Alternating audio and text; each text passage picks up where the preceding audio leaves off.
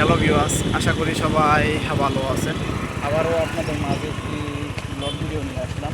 আজকের ব্লগ ভিডিওটা হলো আমরা গোলাবাড়ি থেকে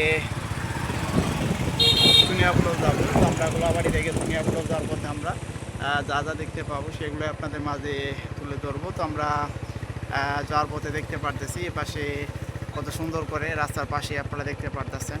এই সাইডটা একটি দোকানঘর দেখতে পারতেছি। তো দোকানঘরের সাথে সামনে একটি বিশাল বড় ফলের গাছও দেখতে পারলাম আমরা। গাছ অনেকগুলা ফল ধরে আছে।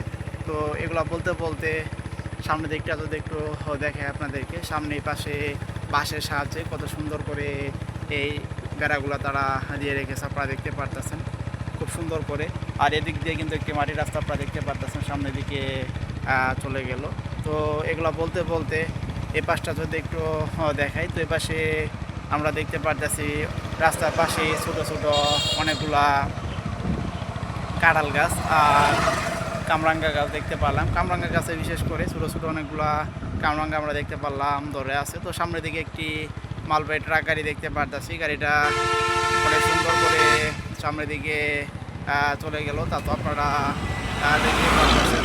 তো এই বাসটা যদি একটু দেখে আপনাদেরকে, তো যাওয়ার পথে রাস্তার পাশেই আমরা এদিকে কিন্তু আরও একটা ছোটো ব্রিজ দেখতে পারতেছি। তো আপনারা দেখতে পারতেছেন। তো এদিক থেকে ওইদিকে যাওয়ার জন্য কিন্তু ব্রিজটা নির্মাণ করা হয়েছিল।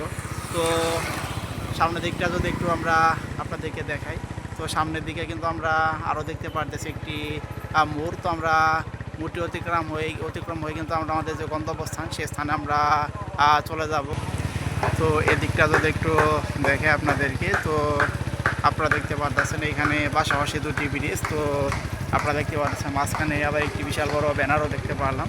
তো আপনারা এতক্ষণ পর্যন্ত যারা আমার ব্লগ ভিডিওটা দেখলেন তাদেরকে অসংখ্য ধন্যবাদ।